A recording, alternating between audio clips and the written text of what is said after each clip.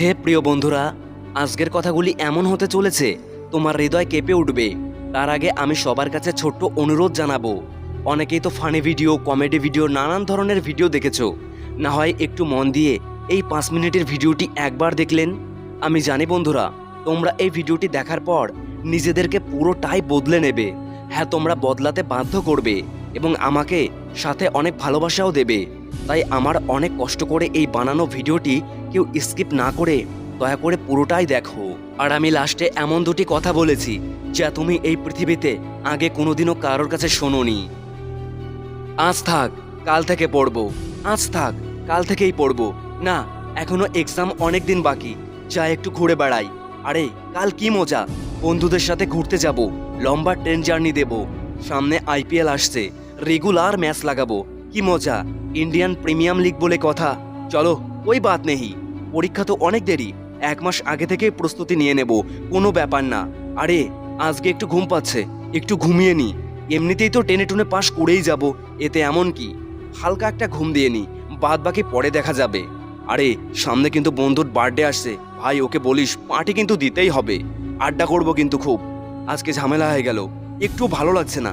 দেখি মোবাইলে একটু রিলস ফিলস দেখি, টাইমটাকে এনজয় করাতে হবে। কাল কিন্তু ফ্রি ফায়ারে রুম খেলতে হবে, মনে আছে তো? দেখা যাক কে জিততে পারে। অনেক কিন্তু পড়েই নিলাম, যাই 8:30 বাজে, এবার একটু পাবজি খেলে নি। ইস রে, ঘুম থেকে উঠতে উঠতে 9টা বেজে গেল। চলো, কোনো ব্যাপার না, এক্সাম তো অনেক দেরি আছে। 1.5 মাস আগে থেকে দিনরাত পড়া শুরু করব, কয়েকটা দিন একটু আরাম করে নিই। রিলেট করতে পারছো বস নিজেদের সাথে? আমার একটা প্রশ্ন আছে, কাকে এই অজুহাতগুলো দিচ্ছ? মাকে, বাবাকে, দাদাকে, টিচারকে, নাকি নিজেকে? সময় বড্ড মূল্যবান একটা জিনিস, যেটা হারিয়ে গেলে 2বার আর তা ফিরে পাওয়া যায় না।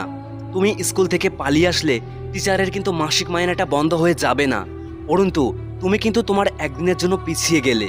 আজকে তুমি যে অজুহাতগুলো দিচ্ছ, এগুলির জন্য তুমি ভেবো না যে তুমি আরও টাইম পাবে।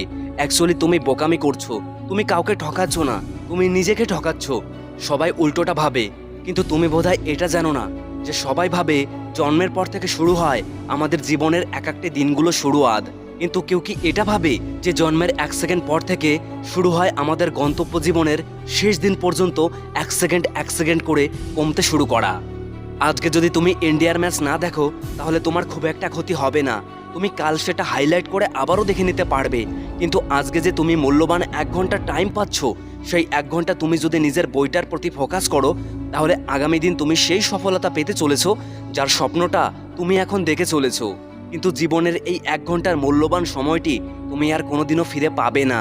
যে একদিনের অজুহাতে আজ তুমি বন্ধু বান্ধবের সাথে পার্টি দেওয়ার জন্য ঘুরতে গেলে, সেই পার্টিটা কিন্তু তুমি এখন না করতে পারলেও তুমি তোমার সফলতা হাসিল করার পর হাজারো মানুষের সঙ্গে করতে পারবে, দুমদাম করে সেলিব্রিটি করতে পারবে।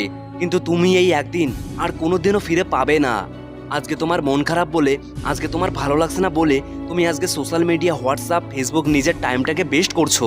কিন্তু তুমি কি জানো, এইটুকু টাইম তুমি যদি ধীরে ধীরে নিজের বইটার প্রতি দিতে, তাহলে আরও 20টি প্রশ্নের উত্তর তুমি জানতে পারতে, তুমি তোমার স্বপ্নের একটা অংশ অন্তত ছুঁতে পারতে। কিন্তু তুমি তা করনি, বা তুমি তা করছো না। তোমার আজকে বয়সটা খুব একটা বেশি নয়। আজকে তুমি যেটা ভাবছো সেটা তুমি আবেগ দিয়ে ভাবছো, কিন্তু বিবেক দিয়ে নয়। কিন্তু তুমি যেদিন বিবেক দিয়ে ভাবতে শুরু করবে, সেদিন হয়তো তোমার কাছে আর সময় থাকবে না, আর তুমি চাইলেও তোমার স্বপ্নটাকে হাসিল করতে পারবে না। কিন্তু তুমি একটা জিনিস ফলো করবে, আজকে তুমি যাদের সঙ্গে ঘুরছো, মজা করছো, মাস্তি করছো, সেই মানুষগুলোই কোনো না কোনোভাবে ঠিকই একদিন সফলতা হাসিল করে নেবে, তারা সফল হয়ে যাবে। কিন্তু সেদিন তোমার এই ভিডিওটির কথা অবশ্যই মনে পড়বে যে আজকে তুমি আমার কথাগুলি না শুনে কত বড় ভুল করেছো। তুমি ভেবো না যে স্কুল পালিয়ে টিউশনে না গিয়ে আজকে ক্রিকেট খেলতে যাবে। তুমি এটা ভেবো না যে আজকে আমার একটা ভালো ম্যাচ আছে বলে আমি কোনো একটা অজুহাতের দ্বারা আমি সেটাকে হ্যান্ডেল করে নেব। এভাবে তুমি হয়তো তোমার বাড়ির লোককে বোকা বানাতে পারবে, তোমার টিচারকে বোকা বানাতে পারবে, কিন্তু সময়কে তুমি বোকা বানাতে পারবে না। সময়ের কাছে তুমি ঠিক ঠকে যাচ্ছ। তাই একটা কথা সর্বদা মনে রেখো, তুমি হয়তো ঘড়ির কাঁটাকে আটকে রাখতে পারবে, কিন্তু সময়কে কোনোদিনও তুমি আটকে রাখতে পারবে না।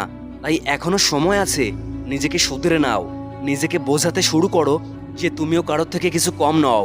ফেসবুক, হোয়াটসঅ্যাপ, বন্ধুবান্ধব, ক্রিকেট, মোবাইলের নেশা, এগুলো চিরকাল থাকবে, কিন্তু হারিয়ে যাওয়ার সময়টা আর কোনো দিনও ফিরে আসবে না। আমরা সবাই জানি পড়াশোনা করতে খুব কম মানুষেরই ভালো লাগে, কম করে 80% মানুষেরই পড়াশোনা করতে ভালো লাগে না। পড়াশোনা আমাদের সবাইকে বোর করায়, কিন্তু ভাই স্কুলের ওই কালো ব্ল্যাকবোর্ডটাই আর তোমার বাবার কিনে দেওয়া 100 টাকার ওই স্কুলের ব্যাগটাই তোমার জীবনের সফলতার মূল কারণ হয়ে দাঁড়াবে। তাই আমি তোমাকে আবারও বলছি, ঘুমিয়ে ঘুমিয়ে যেটা তুমি দেখো সেটা স্বপ্ন নয়। স্বপ্ন তো সেটা যার প্রত্যাশা তোমাকে ঘুমোতেই দেয় না বা ঘুমোতেই দেবে না। নিজের বাবা মায়ের কথা একটি বার ভাবো, তারা কত কষ্টে তোমায় বড় করেছে, মানুষ করেছে। কেন জানো? তাদের জীবনে একটা বিশাল বড় আশা থাকে যে তাদের ছেলে মেয়ে জীবনে এমন কিছু করে দেখাবে যাতে তার গরিব বাবা মায়ের মুখটা অনেক উজ্জ্বল হতে পারে ওই গ্রামের লোকের কাছে। কিন্তু তোমার ওই অজুহাত, তোমার ওই ফাঁকি দেওয়ার টাইমগুলি তোমার বাবা মায়ের স্বপ্নটাকে ধীরে ধীরে নষ্ট করে দিচ্ছে, আর তুমি সেটা বুঝতেও পারছো না। আর এগুলো তুমি তখন বুঝতে পারবে যখন তোমার সময়টা শেষ হয়ে যাবে, যখন তুমি চাইলেও পুরনো সময়টাকে আর ধরে রাখতে পারবে না। আর এগুলো তুমি তখন বুঝতে পারবে যখন তোমার বয়সটা আর সময়টা দুটোই শেষ হয়ে যাবে, আর তুমি চাইলেও পুরনো সময়টাকে আর ফিরিয়ে নিতে পারবে না।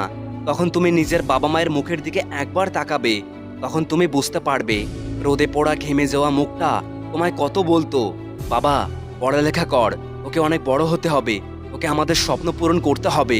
আর তখন যে তোমার কোনো কিছুই করার থাকবে না, তখন তোমাকে ঘরে গিয়ে বালিশে মুখ চাপা দিয়ে কান্না করতে হবে আর রিয়েলাইজ করতে হবে যে তুমি কি করেছো, তুমি কতটা ভুল কাজ করেছো, তুমি জীবনে কি কি হারিয়েছো।